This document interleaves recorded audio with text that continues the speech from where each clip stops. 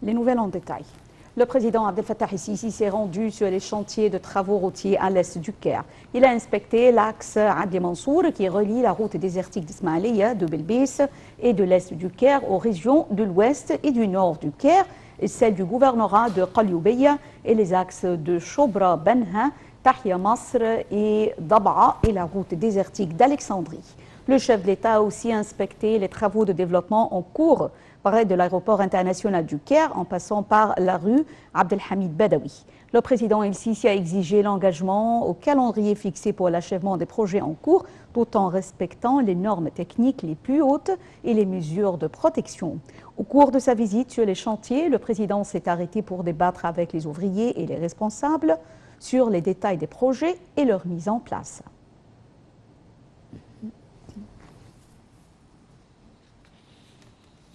Le Caire témoigne ce samedi du grand défilé de momies royales, des camions décorés en forme de barques solaires transportant 22 momies de rois et de reines de l'Égypte antique formeront un cortège inédit samedi lors d'un défilé des pharaons entre le musée du Caire où il repose depuis plus d'un siècle et le musée national de la civilisation égyptienne. Le transfert des momies initialement programmé à la fin de l'année 2020 avait été reporté pour cause d'épidémie de Covid-19. Voici les détails sur cet événement grandiose. Les 18 momies de rois et les 4 de reines vont enfin rejoindre le musée national de la civilisation égyptienne.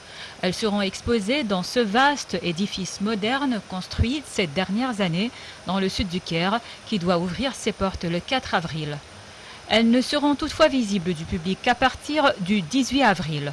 Le défilé débutera samedi à 18h locale par ordre chronologique des momies royales, chacune à bord d'un véhicule décoré au style pharaonique et portant le nom du souverain.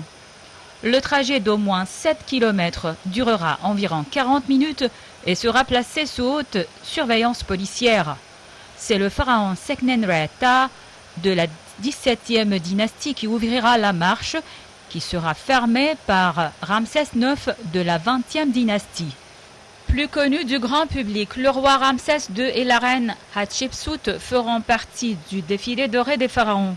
Les autres souverains de l'Égypte antique faisant partie à ce grand défilé sont Ramsès III, Ramsès IV, Ramsès V, Ramsès VI, Thoutmôsis Ier, Thoutmôsis II, Thoutmôsis III, Thoutmôsis IV, Amenhotep Ier, Amenhotep II, Amenhotep III, Siptah, Merenptah, Séti Ier, Séti II et les reines Ahmes Nefertari, Meritamon, Tiyi. L'événement sera accompagné de performances musicales et sera retransmis en direct à la télévision égyptienne.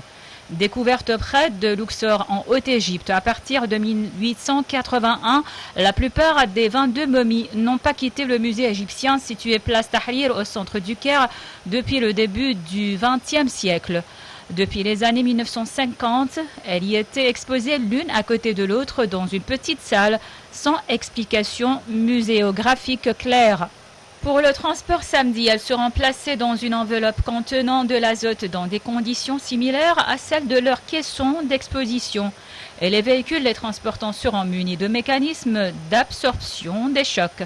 Au musée national de la civilisation égyptienne, elles apparaîtront dans des caissons plus modernes pour un contrôle de la température et l'humidité meilleur qu'au vieux musée, explique Salim Ekram, professeur d'égyptologie à l'Université américaine du Caire, spécialiste de la momification.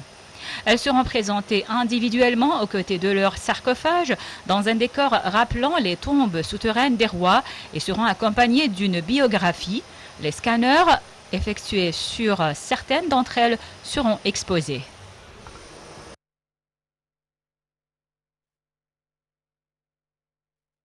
Le Premier ministre Mostafa Medbouli a affirmé que l'Égypte se mobilisait pour l'événement inédit, le grand défilé de momies royales. Medbouli a affirmé que l'État déployait toutes ses capacités pour que cet événement se déroule d'une manière qui reflète la grandeur de la civilisation égyptienne. Le chef du gouvernement s'est exprimé lors de son inspection du trajet du défilé des momies royales qui commencera du musée du Caire à Tahrir et se terminera au musée national de la civilisation égyptienne à Fustat, où les 22 momies royales vont se reposer. Il s'agit d'un trajet d'au moins 7 km qui durera environ 40 minutes. Il faut dire que la place Tahrir témoigne des derniers préparatifs de ce grand événement. La place Tahrir a subi plusieurs travaux de modernisation et de rénovation ces 2 dernières années.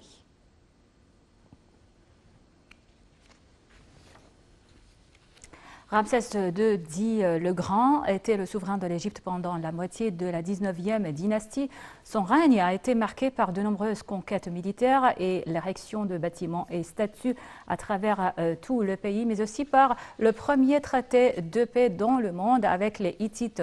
Demain, on verra sa momie parmi 22 momies royales qui quitteront le musée égyptien au tout nouveau musée national de la civilisation égyptienne à Fustat. Voici donc une petite biographie de ce grand pharaon. Ramsès II, que certains nomment Ramsès le Grand, est un des plus grands personnages dans l'histoire de l'Égypte antique. Fils de Séti Ier, il est le 3e pharaon de la 19e dynastie et a régné pendant 66 années, de 1279 à 1213 avant Jésus-Christ, au cours du Nouvel Empire. Après sa mort, il était vénéré par ses descendants. Plus tard, les dirigeants qui lui succèdent le reconnaissent comme un grand roi et un général glorieux. En fait, ses succès sur les champs de bataille contre les Nubiens, les Hittites d'Anatolie et les peuples de la mer venant de la Méditerranée ont permis d'étendre les frontières du royaume jusqu'en Nubie au sud et jusqu'en Syrie au nord-est. Ramsès II a connu une vie extraordinairement longue, particulièrement pour son époque. À sa mort, à l'âge de 90 ans, il a survécu un nombre de ses épouses et enfants.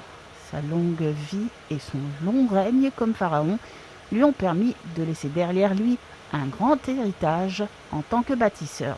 Ramsès II a bâti quelques-uns des plus grands édifices et monuments d'Égypte, dont le monumental temple appelé Ramesséum, situé à Luxor sur la rive ouest, ainsi que les fameux temples d'Abou Simbel qui marquaient la limite méridionale de son empire. Il a rénové et agrandi également plusieurs monuments, par exemple le temple de Luxor qui ne fut pas bâti par Ramsès II.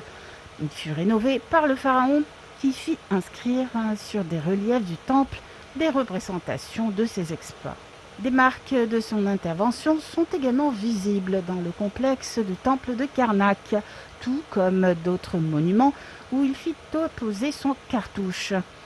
La magnifique tombe de son épouse Néfertari dans la vallée des Reines est également un monument impressionnant, tout comme la statue monolithique colossale le représentant retrouvée à Memphis, près du Caire.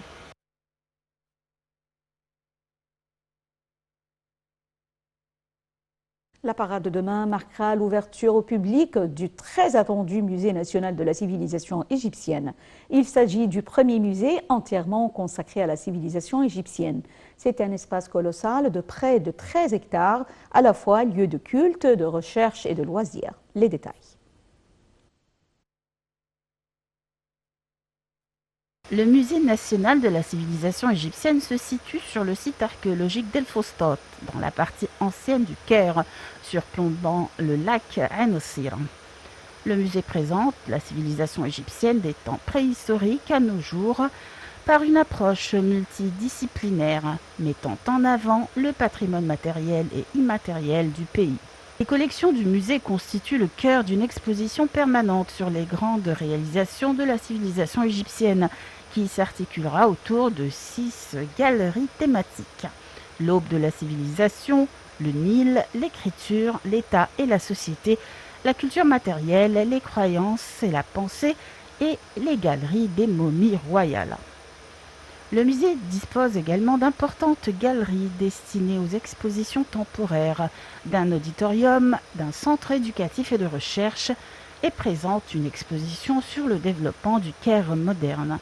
Il accueillera divers événements tels que des projections de films, des conférences, des cours et des activités culturelles destinées à un public local, national et international.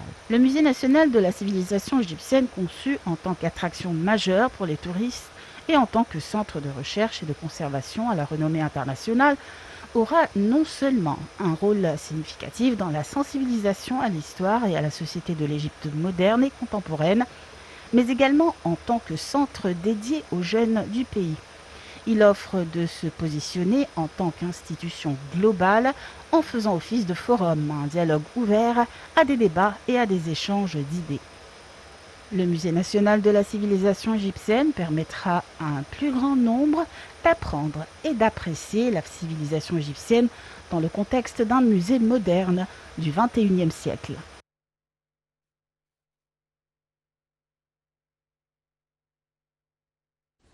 L'épouse du président de la République, Mme Intasar al-Sisi, a souligné que la journée de l'orphelin est l'une des plus importantes journées qui témoignent de l'amitié, de la sympathie et de la pitié. Sur sa page officielle Facebook, Mme Intasar al-Sisi a souligné la nécessité de tendre la main aux orphelins pour leur faire plaisir et pour leur assurer un avenir sûr et brillant.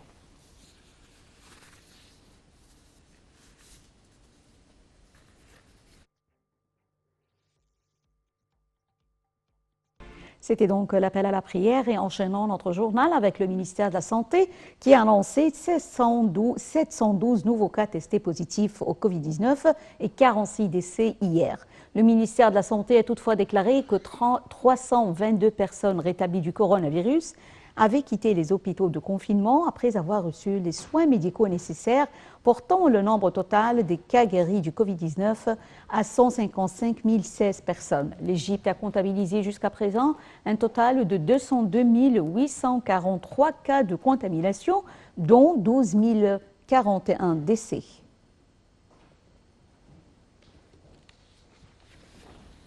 Le ministère de la Santé a d'autre part annoncé que l'Égypte avait reçu 854 400 doses du vaccin anti-coronavirus AstraZeneca, et cela dans le cadre de l'accord COVAX signé en coopération avec la Coalition internationale des vaccins et l'Organisation mondiale de la santé en vue d'une distribution équitable des vaccins.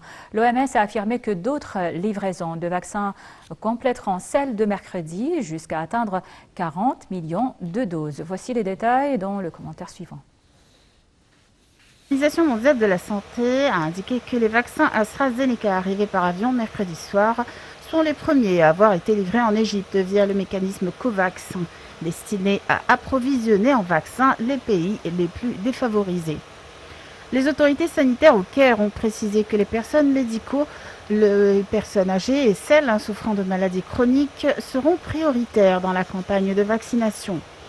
L'OMS a ajouté que d'autres livraisons de vaccins compléteront celles de mercredi jusqu'à atteindre 40 millions de doses, soit une quantité suffisante pour 20% des habitants du pays. Le système international COVAX vise à fournir cette année des doses à 20% de la population de près de 200 pays et territoires et comporte un mécanisme de financement visant à aider 92 pays défavorisés. L'Égypte avait commencé à vacciner ses équipes médicales contre le coronavirus à l'aide du vaccin du groupe chinois Sinopharm le 24 janvier. Lors d'une conférence de presse de l'OMS pour la Méditerranée orientale, l'organisation a reconnu que parvenir à atteindre cet objectif était un défi. Le directeur du bureau régional de l'OMS a souligné des difficultés à créer des lignes de production et autres défis logistiques pour livrer les cargaisons au pays. Dr Ahmad El-Mandeli a cité le manque de lieux de stockage adéquats, certains vaccins nécessitant des températures de stockage très basses. À cela s'ajoutent des défis de financement et la concurrence des pays riches pour l'obtention des doses, une situation qui entrave les efforts mondiaux pour vaincre le virus, selon l'OMS. Par ailleurs, les responsables régionaux de l'OMS ont noté l'apparition de 2 nouveaux variants en Libye.